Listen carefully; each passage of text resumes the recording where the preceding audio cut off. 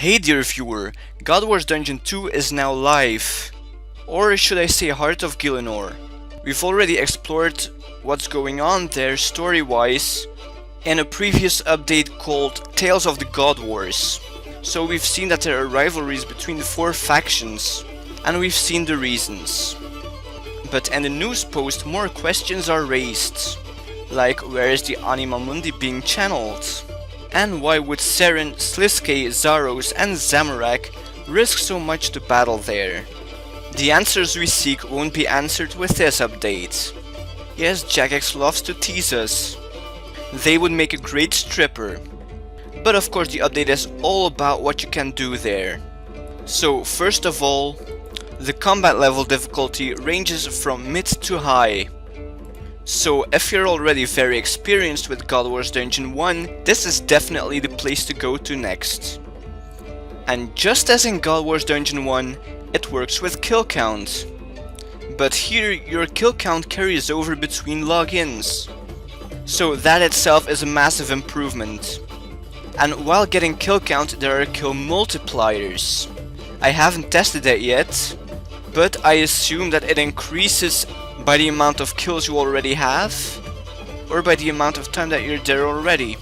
So it would be highly advisable to start off getting a huge amount of kill count before first taking on a boss.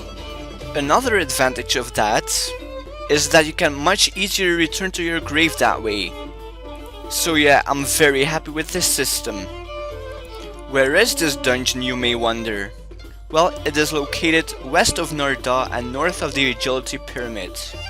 The easiest way to get there without a teletap is definitely the Desert Amulet teleport. This takes you to the center of Narda, and while you are there, you may as well pray to the Elidinis statuette. This restores your prayer and gives you a life point boost. If you don't have access to the Desert Amulet teleport, however, you can always take the Magic Carpet network. That'll actually take you closer to the Heart of Gielinor entrance than the Desert Amulet teleport would. Of course, there are also requirements. Helwyr, Seren's general, requires 80 magic. Twin Furies, the general of Zamorak, requires 80 ranged to access. Zaros' general, Vindicta and Gorvek, require 80 attack. And the last requirement is 80 prayer. That gives you access to Grigorovich, Sliske's general. Why on earth would you fight them, you may ask? Well, for the rewards, of course. And I consider them to be very good. To get the armor, you first need to get a dormant armor piece. This is dropped by every boss. But you cannot equip a dormant armor piece.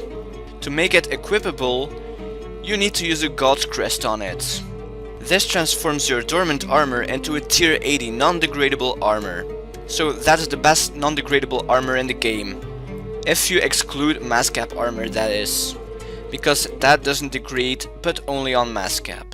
So you need a God's Crest to specify which armor you want. If you want melee armor, you need Zaros' Crest.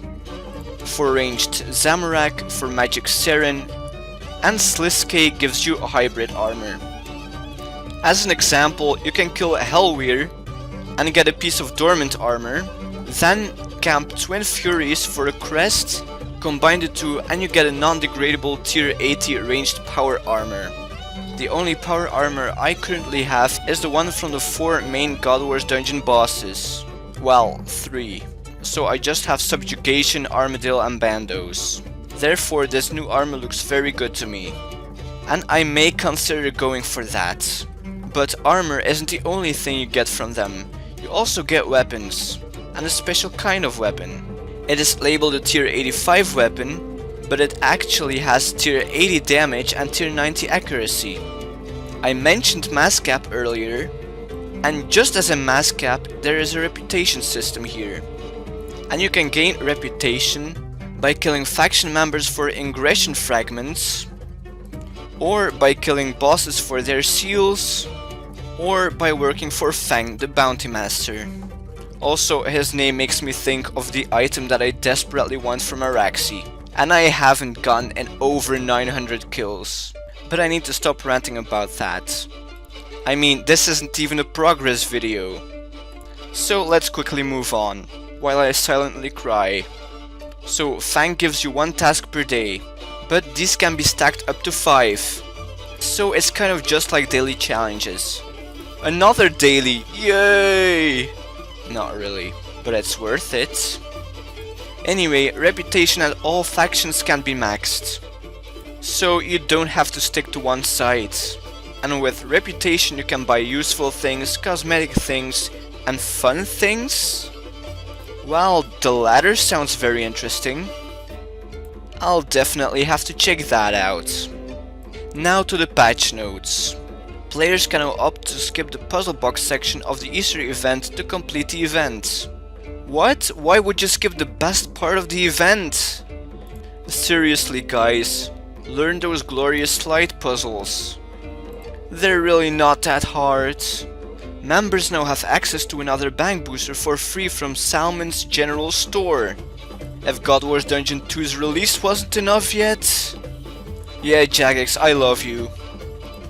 Sometimes. Members will receive 6 free keepsake keys in their bank when they next log in. What's up with all that generosity today? I honestly didn't expect this. Are they trying to cover up something with their kindness? Or am I just being paranoid? And look at me questioning free stuff. What has the world come to? Well, you know the saying, if something's too good to be true, it usually is. Anyway, I hope that this video has been somewhat informative. And I hope you've enjoyed this video as much as you'll enjoy God Wars Dungeon 2. Wanna see more? Be sure to subscribe. Also, I've heard that subscribing increases the chance of a crest drop. Have a good day and see you in the next video.